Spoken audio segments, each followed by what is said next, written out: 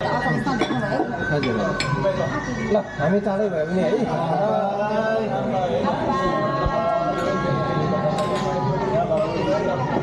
म चाहिँ वाइफाई है वाइफाई अरू भयो भने आइस चाहिँ झिक्दियो भन्नुपर्ने रहेछ घाटा लाउँछ कि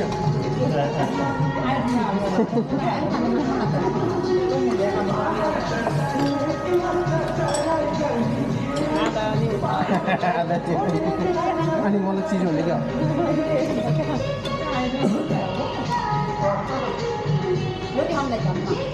रोटी खाने हो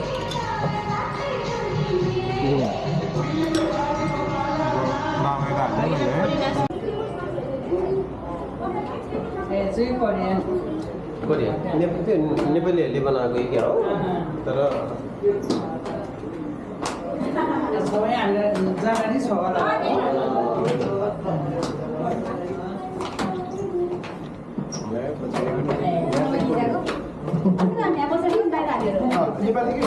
नेपाली सेम हो यो हामी आएको यहाँ